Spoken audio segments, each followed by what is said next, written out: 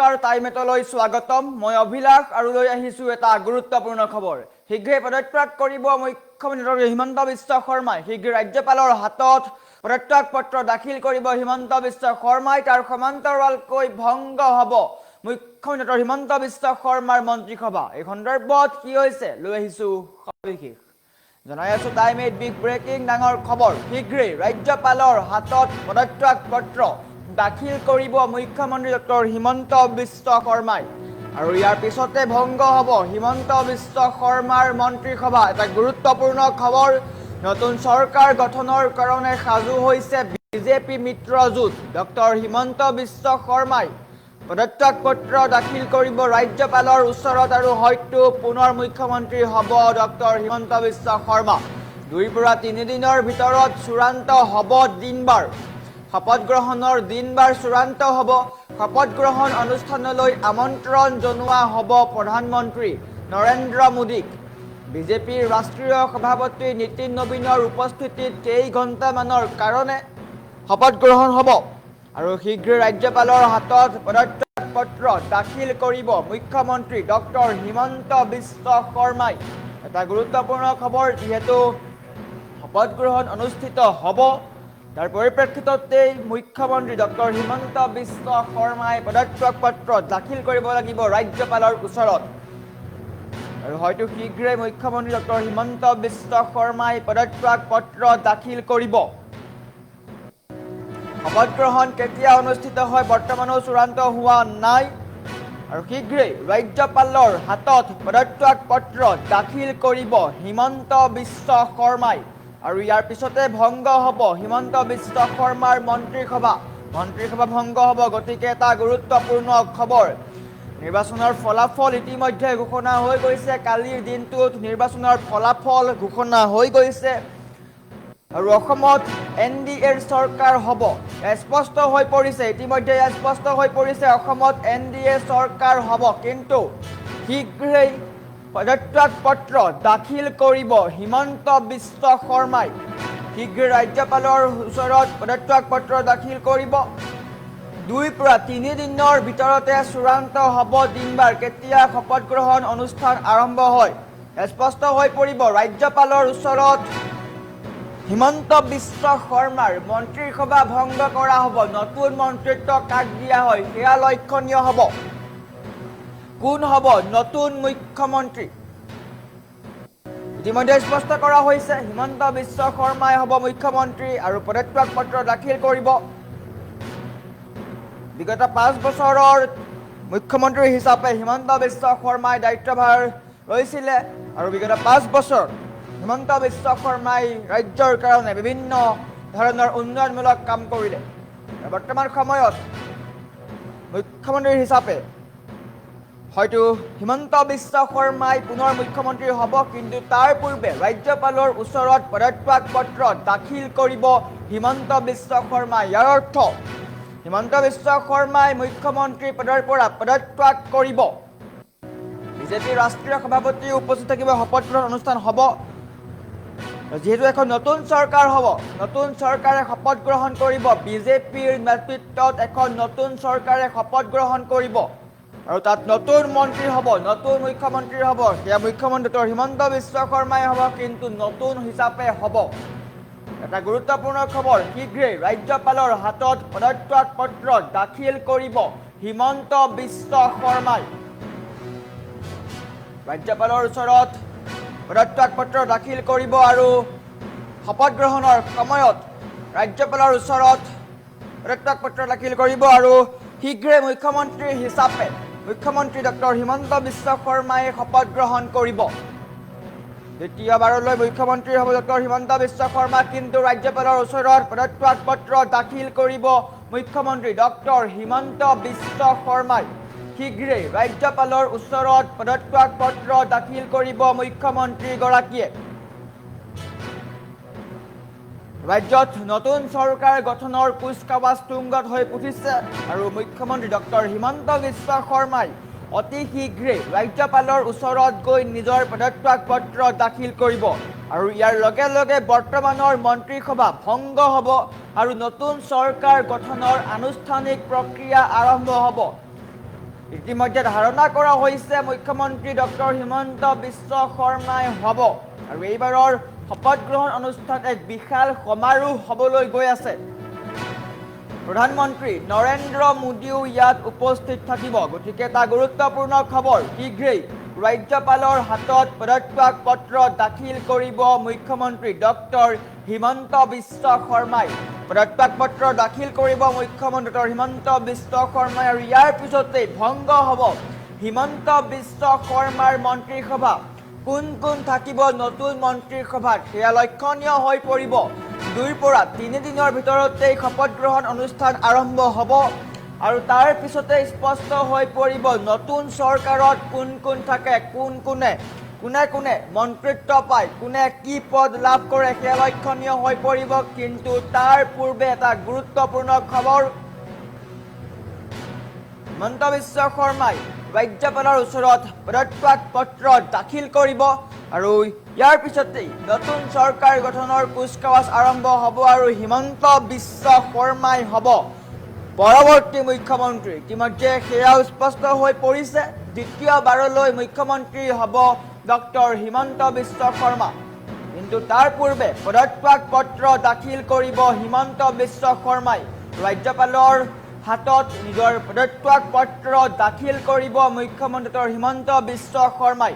ইয়াৰ পিছতে ভংগ হ'ব হিমন্ত বিশ্ব শৰ্মাৰ মন্ত্ৰীসভা।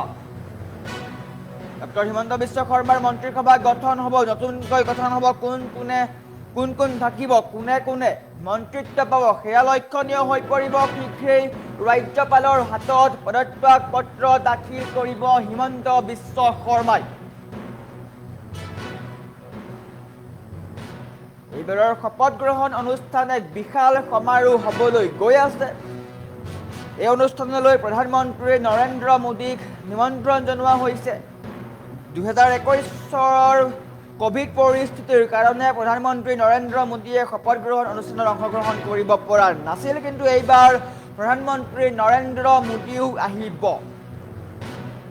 আৰু শীঘ্ৰেই ৰাজ্যপালৰ ওচৰত গৈ মুখ্যমন্ত্ৰী হিমন্ত বিশ্ব শৰ্মাই পদত্যাগ পত্ৰ দাখিল কৰিব। ৰাজ্যপালৰ ওচৰত পদত্যাগ পত্ৰ দাখিল কৰিব হিমন্ত বিশ্ব শৰ্মাই। শীঘ্ৰেই ৰাজ্যপালৰ ওচৰত পদত্যাগ পত্ৰ দাখিল কৰিব আৰু তাৰ পিছতেই মুখ্যমন্ত্ৰীৰ পদৰ পৰা পদত্যাগ কৰিব হিমন্ত বিশ্ব শৰ্মাই। এটা অতিকৈ গুৰুত্বপূৰ্ণ খবৰ জনাই আছো, যিহেতু ৰাজ্যত ইতিমধ্যে নিৰ্বাচনৰ ফলাফল ঘোষণা হৈ গৈছে আৰু অসমত NDA মিত্ৰজোঁটে চৰকাৰ গঠন কৰিব। কোনে মন্ত্ৰিত্ব লাভ কৰে সেয়া লক্ষণীয় হ'ব। এখন নতুন চৰকাৰ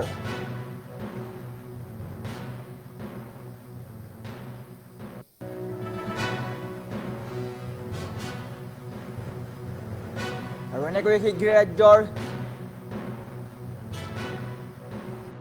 এই সিদ্ধান্ত আমাৰ ৰাষ্ট্ৰীয় সভাপতি নীতিন নবীন ডাঙৰীয়াই ল'ব। তেওঁ অবজাৰভাৰ পঠাব, ইয়াত দলৰ নেতা নিৰ্বাচন হ'ব, তেওঁ ৰাজ্যপালৰ ওচৰত যাব। ডেফিনেটলি যোৱাবাৰ 18 সময়ত কোভিড আছিল কাৰণে প্ৰধানমন্ত্ৰী আহিব পৰা নাছিল। এইবাৰ অসমৰ বিজেপিয়ে বিচাৰিব বা আমাৰ কাৰ্যকৰ্তাসকলে বিচাৰিব যে প্ৰধানমন্ত্ৰী ডাঙৰীয়া আহক। যদি প্ৰধানমন্ত্ৰী ডাঙৰীয়া আহিব লাগে, তাৰিখটো আমি ঠিক কৰিব নোৱাৰিম। প্ৰধানমন্ত্ৰী ডাঙৰীয়াইতো আমি কোৱা ডেটত নাহিব, তেওঁৰ ডেটত আহিব। সেইকাৰণে মই ভাবোঁ যে শপত গ্ৰহণৰ বিষয়ে আলাপ আলোচনা কৰাৰ কাৰণে আমাক আৰু 2-3 দিন লাগিব। কেতিয়া হ'ব? এই সিদ্ধান্ত আমাৰ ৰাষ্ট্ৰীয় সভাপতি নীতিন নবীন ডাঙৰীয়াই ল'ব। তেওঁ অবজাৰভাৰ পঠাব, ইয়াত দলৰ নেতা নিৰ্বাচন হ'ব, তেওঁ ৰাজ্যপালৰ ওচৰত যাব। ডেফিনেটলি যোৱাবাৰ 18 সময়ত কোভিড আছিল কাৰণে প্ৰধানমন্ত্ৰী আহিব পৰা নাছিল। এইবাৰ অসমৰ বিজেপিয়ে বিচাৰিব বা আমাৰ কাৰ্যকৰ্তাসকলে বিচাৰিব যে প্ৰধানমন্ত্ৰী ডাঙৰীয়া আহক। যদি প্ৰধানমন্ত্ৰী ডাঙৰীয়া আহিব লাগে, তাৰিখটো আমি ঠিক কৰিব নোৱাৰিম। প্ৰধানমন্ত্ৰী ডাঙৰীয়াইতো আমি কোৱা ডেটত নাহিব, তেওঁৰ ডেটত আহিব। সেইকাৰণে মই ভাবোঁ যে শপত গ্ৰহণৰ বিষয়ে আলাপ আলোচনা কৰাৰ কাৰণে আমাক আৰু 2-3 দিন লাগিব। কেতিয়া হ'ব? এই সিদ্ধান্ত আমাৰ ৰাষ্ট্ৰীয় সভাপতি নীতিন নবীন ডাঙৰীয়াই ল'ব। তেওঁ অবজাৰভাৰ পঠাব, ইয়াত দলৰ নেতা নিৰ্বাচন হ'ব, তেওঁ ৰাজ্যপালৰ ওচৰত যাব। ডেফিনেটলি যোৱাবাৰ 18 সময়ত কোভিড আছিল কাৰণে প্ৰধানমন্ত্ৰী আহিব পৰা নাছিল। এইবাৰ অসমৰ বিজেপিয়ে বিচাৰিব বা আমাৰ কাৰ্যকৰ্তাসকলে বিচাৰিব যে প্ৰধানমন্ত্ৰী ডাঙৰীয়া আহক। যদি প্ৰধানমন্ত্ৰী ডাঙৰীয়া আহিব লাগে তাৰিখটো আমি ঠিক কৰিব নোৱাৰিম। প্ৰধানমন্ত্ৰী ডাঙৰীয়াইতো আমি কোৱা ডেটত নাহিব, তেওঁৰ ডেটত আহিব। সেইকাৰণে মই ভাবো যে শপত গ্ৰহণৰ বিষয়ে আলাপ আলোচনা কৰাৰ কাৰণে আমাক আৰু 2-3 দিন লাগিব। কেতিয়া হ'ব? এই সিদ্ধান্ত আমাৰ ৰাষ্ট্ৰীয় সভাপতি নীতিন নবীন ডাঙৰীয়াই ল'ব। তেওঁ অবজাৰভাৰ পঠাব, ইয়াত দলৰ নেতা নিৰ্বাচন হ'ব, তেওঁ ৰাজ্যপালৰ ওচৰত যাব। ডেফিনেটলি যোৱাবাৰ 18 সময়ত কোভিড আছিল কাৰণে প্ৰধানমন্ত্ৰী আহিব পৰা নাছিল। এইবাৰ অসমৰ বিজেপিয়ে বিচাৰিব বা আমাৰ কাৰ্যকৰ্তাসকলে বিচাৰিব যে প্ৰধানমন্ত্ৰী ডাঙৰীয়া আহক। যদি প্ৰধানমন্ত্ৰী ডাঙৰীয়া আহিব লাগে তাৰিখটো আমি ঠিক কৰিব নোৱাৰিম। প্ৰধানমন্ত্ৰী ডাঙৰীয়াইতো আমি কোৱা ডেটত নাহিব, তেওঁৰ ডেটত আহিব। সেইকাৰণে মই ভাবো যে শপত গ্ৰহণৰ বিষয়ে আলাপ আলোচনা কৰাৰ কাৰণে আমাক আৰু 2-3 দিন লাগিব। কেতিয়া হ'ব? এই সিদ্ধান্ত আমাৰ ৰাষ্ট্ৰীয় সভাপতি নীতিন নবীন ডাঙৰীয়াই ল'ব। তেওঁ অবজাৰভাৰ পঠাব, ইয়াত দলৰ নেতা নিৰ্বাচন হ'ব, তেওঁ ৰাজ্যপালৰ ওচৰত যাব। ডেফিনেটলি যোৱাবাৰ 18 সময়ত কোভিড আছিল কাৰণে প্ৰধানমন্ত্ৰী আহিব পৰা নাছিল। এইবাৰ অসমৰ বিজেপিয়ে বিচাৰিব বা আমাৰ কাৰ্যকৰ্তাসকলে বিচাৰিব যে প্ৰধানমন্ত্ৰী ডাঙৰীয়া আহক। যদি প্ৰধানমন্ত্ৰী ডাঙৰীয়া আহিব লাগে তাৰিখটো আমি ঠিক কৰিব নোৱাৰিম। প্ৰধানমন্ত্ৰী ডাঙৰীয়াইতো আমি কোৱা ডেটত নাহিব, তেওঁৰ ডেটত আহিব। সেইকাৰণে মই ভাবো যে শপত গ্ৰহণৰ বিষয়ে আলাপ আলোচনা কৰাৰ কাৰণে আমাক আৰু 2-3 দিন লাগিব। কেতিয়া হ'ব? এই সিদ্ধান্ত আমাৰ ৰাষ্ট্ৰীয় সভাপতি নীতিন নবীন ডাঙৰীয়াই ল'ব। তেওঁ অবজাৰভাৰ পঠাব, ইয়াত দলৰ নেতা নিৰ্বাচন হ'ব, তেওঁ ৰাজ্যপালৰ ওচৰত যাব। ডেফিনেটলি যোৱাবাৰ 18 সময়ত কোভিড আছিল কাৰণে প্ৰধানমন্ত্ৰী আহিব পৰা নাছিল। এইবাৰ অসমৰ বিজেপিয়ে বিচাৰিব বা আমাৰ কাৰ্যকৰ্তাসকলে বিচাৰিব যে প্ৰধানমন্ত্ৰী ডাঙৰীয়া আহক। যদি প্ৰধানমন্ত্ৰী ডাঙৰীয়া আহিব লাগে তাৰিখটো আমি ঠিক কৰিব নোৱাৰিম। প্ৰধানমন্ত্ৰী ডাঙৰীয়াইতো আমি কোৱা ডেটত নাহিব, তেওঁৰ ডেটত আহিব। সেইকাৰণে মই ভাবো যে শপত গ্ৰহণৰ বিষয়ে আলাপ আলোচনা কৰাৰ কাৰণে আমাক আৰু 2-3 দিন লাগিব। কেতিয়া হ'ব? এই সিদ্ধান্ত আমাৰ ৰাষ্ট্ৰীয় সভাপতি নীতিন নবীন ডাঙৰীয়াই ল'ব। তেওঁ অবজাৰভাৰ পঠাব, ইয়াত দলৰ নেতা নিৰ্বাচন হ'ব, তেওঁ ৰাজ্যপালৰ ওচৰত যাব। ডেফিনেটলি যোৱাবাৰ 18 সময়ত কোভিড আছিল কাৰণে প্ৰধানমন্ত্ৰী আহিব পৰা নাছিল। এইবাৰ অসমৰ বিজেপিয়ে বিচাৰিব বা আমাৰ কাৰ্যকৰ্তাসকলে বিচাৰিব যে প্ৰধানমন্ত্ৰী ডাঙৰীয়া আহক। যদি প্ৰধানমন্ত্ৰী ডাঙৰীয়া আহিব লাগে তাৰিখটো আমি ঠিক কৰিব নোৱাৰিম। প্ৰধানমন্ত্ৰী ডাঙৰীয়াইতো আমি কোৱা ডেটত নাহিব, তেওঁৰ ডেটত আহিব। সেইকাৰণে মই ভাবো যে শপত গ্ৰহণৰ বিষয়ে আলাপ আলোচনা কৰাৰ কাৰণে আমাক আৰু 2-3 দিন লাগিব। কেতিয়া হ'ব? এই সিদ্ধান্ত আমাৰ ৰাষ্ট্ৰীয় সভাপতি নীতিন নবীন ডাঙৰীয়াই ল'ব। তেওঁ অবজাৰভাৰ পঠাব, ইয়াত দলৰ নেতা নিৰ্বাচন হ'ব, তেওঁ ৰাজ্যপালৰ ওচৰত যাব। ডেফিনেটলি যোৱাবাৰ 18 সময়ত কোভিড আছিল কাৰণে প্ৰধানমন্ত্ৰী আহিব পৰা নাছিল। এইবাৰ অসমৰ বিজেপিয়ে বিচাৰিব বা আমাৰ কাৰ্যকৰ্তাসকলে বিচাৰিব যে প্ৰধানমন্ত্ৰী ডাঙৰীয়া আহক। যদি প্ৰধানমন্ত্ৰী ডাঙৰীয়া আহিব লাগে তাৰিখটো আমি ঠিক কৰিব নোৱাৰিম। প্ৰধানমন্ত্ৰী ডাঙৰীয়াইতো আমি কোৱা ডেটত নাহিব, তেওঁৰ ডেটত আহিব। সেইকাৰণে মই ভাবো যে শপত গ্ৰহণৰ বিষয়ে আলাপ আলোচনা কৰাৰ কাৰণে আমাক আৰু 2-3 দিন লাগিব। কেতিয়া হ'ব? এই সিদ্ধান্ত আমাৰ ৰাষ্ট্ৰীয় সভাপতি নীতিন নবীন ডাঙৰীয়াই ল'ব। তেওঁ অবজাৰভাৰ পঠাব, ইয়াত দলৰ নেতা নিৰ্বাচন হ'ব, তেওঁ ৰাজ্যপালৰ ওচৰত যাব। ডেফিনেটলি যোৱাবাৰ 18 সময়ত কোভিড আছিল কাৰণে প্ৰধানমন্ত্ৰী আহিব পৰা নাছিল। এইবাৰ অসমৰ বিজেপিয়ে বিচাৰিব বা আমাৰ কাৰ্যকৰ্তাসকলে বিচাৰিব যে প্ৰধানমন্ত্ৰী ডাঙৰীয়া আহক। যদি প্ৰধানমন্ত্ৰী ডাঙৰীয়া আহিব লাগে তাৰিখটো আমি ঠিক কৰিব নোৱাৰিম। প্ৰধানমন্ত্ৰী ডাঙৰীয়াইতো আমি কোৱা ডেটত নাহিব, তেওঁৰ ডেটত আহিব। সেইকাৰণে মই ভাবো যে শপত গ্ৰহণৰ বিষয়ে আলাপ আলোচনা কৰাৰ কাৰণে আমাক আৰু 2-3 দিন লাগিব। কেতিয়া হ'ব? এই সিদ্ধান্ত আমাৰ ৰাষ্ট্ৰীয় সভাপতি নীতিন নবীন ডাঙৰীয়াই ল'ব। তেওঁ অবজাৰভাৰ পঠাব, ইয়াত দলৰ নেতা নিৰ্বাচন হ'ব, তেওঁ ৰাজ্যপালৰ ওচৰত যাব। ডেফিনেটলি যোৱাবাৰ 18 সময়ত কোভিড আছিল কাৰণে প্ৰধানমন্ত্ৰী আহিব পৰা নাছিল।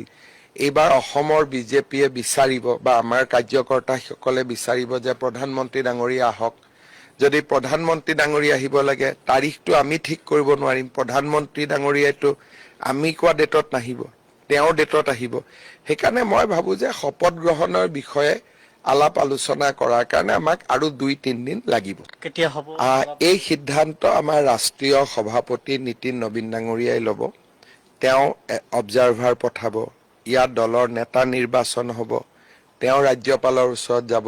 ডেফিনেটলি যোৱাবাৰ ওঠৰ সময়ত